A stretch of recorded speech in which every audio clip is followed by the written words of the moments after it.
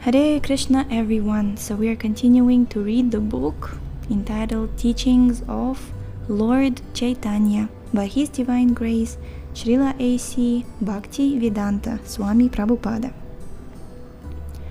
Yes, so this is Shravanam Diaries podcast. I'm your host Sulalita Devidasi. We're starting introduction today.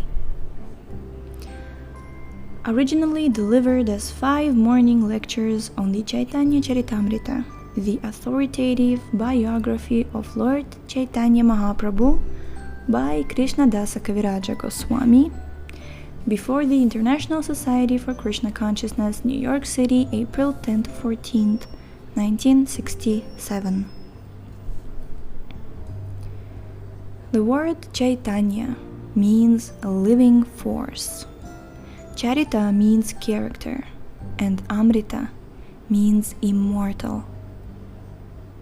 As living entities, we can move, but a table cannot because it does not possess living force. Movement and activity may be considered signs of the living force. Indeed, it may be said that there can be no activity without the living force. Although the living force is present in the material condition, this condition is not Amrita, immortal.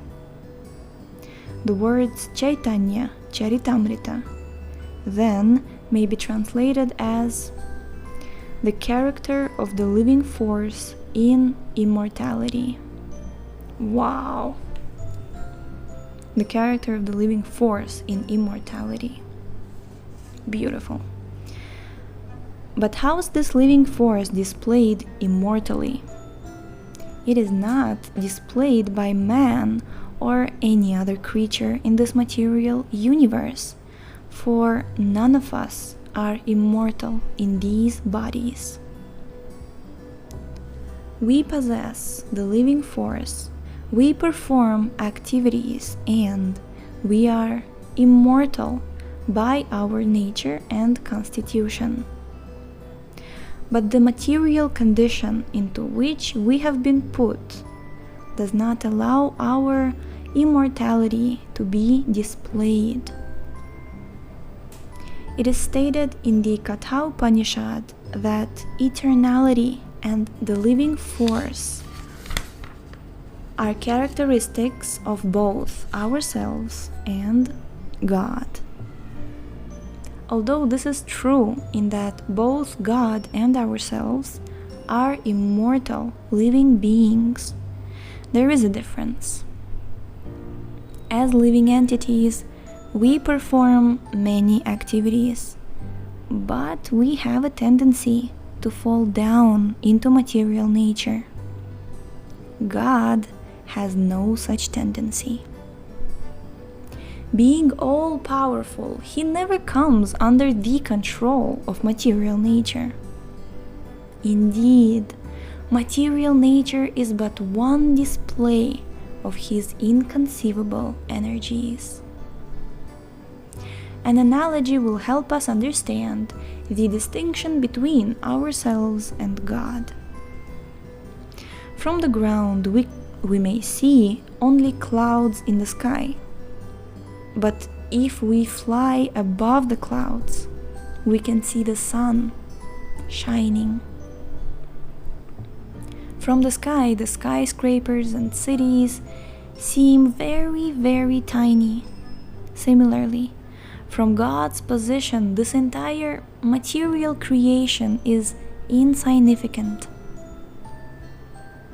The living entity is also insignificant. And his tendency is to come down from the heights where everything can be seen in perspective. Wow. This is very, very graphic.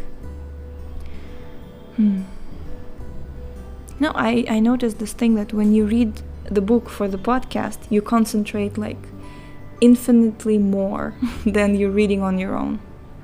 And I've noticed many people actually talk about it also in like book clubs, that you read a page and then you just forget you've read and your mind is all over the place. But when I'm conscious about the fact that this is recording and this is going to be heard by devotees and aspiring readers, I'm much more concentrated, and everything is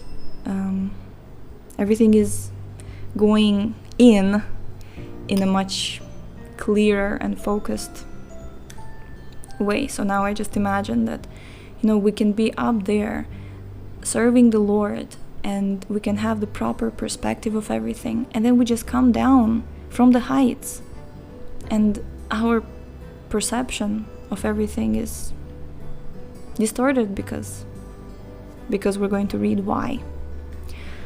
The Supreme Lord is not subject to falling down into illusion, Maya, any more than the sun is subject to falling beneath the clouds. Impersonalist philosophers, Mayavadis, maintain that because we fall under the control of Maya when we come into this material world, God must also fall under Maya's control. This is the fallacy of their philosophy. Lord Chaitanya Mahaprabhu should therefore not be considered one of us. He is Kṛṣṇa himself, the supreme living entity, and as such, he never comes under the cloud of Maya. Kṛṣṇa, his expansions, and even his higher devotees never fall into the clutches of illusion. Lord Chaitanya came to earth simply to preach Krishna Bhakti, love of Krishna. In other words, he is Lord Kṛṣṇa himself, teaching the living entities the proper way to approach Krishna. He is like a teacher who, seeing a student doing poorly, takes up a pencil and writes, saying, "Do it like this, A, B, C." From this one should not foolishly think that the teacher is learning his ABCs. Similarly, although Lord Chaitanya appears in the guise of a devotee, we should not foolishly think he is an ordinary human being.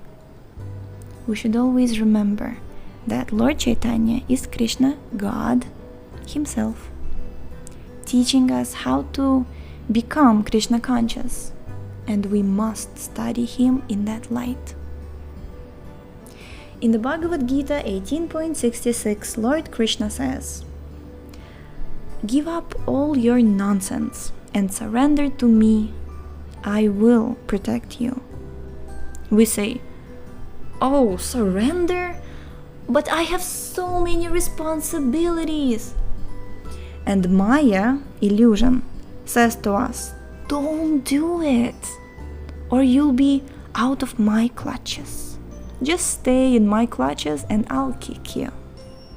Wow. Okay. It is a fact that we are constantly being kicked by Maya, just as the male ass is kicked in the face by the she-ass when he comes for sex. Similarly, cats and dogs are always fighting and whining when they have sex.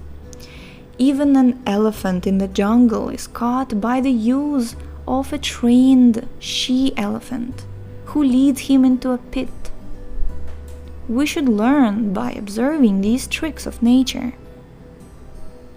Maya has many ways to entrap us, and her strongest shackle is the female.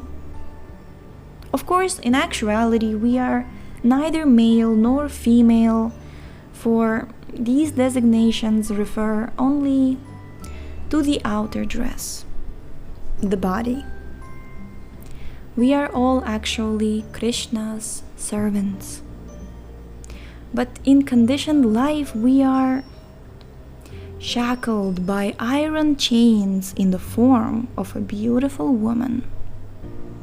Thus, every male is bound by sex, and therefore one who wishes to gain liberation from the material clutches must first learn how to control the sex urge.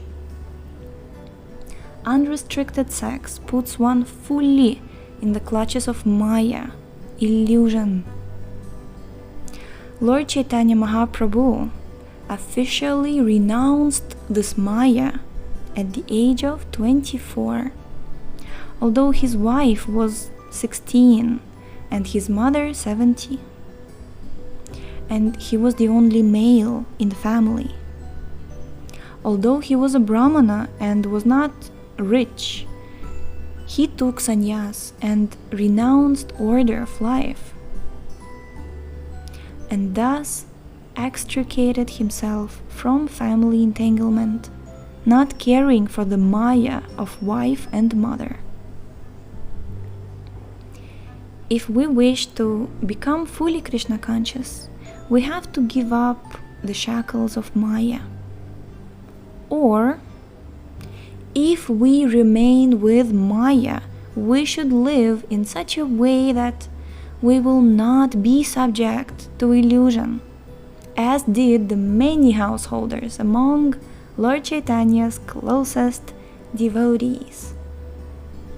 With his followers in the renounced order, however, Lord Chaitanya was very strict. Yeah, we're going to stop here for today. Thank you so much for tuning in. The link to this book is in the description, and we shall see you tomorrow. Hare Krishna.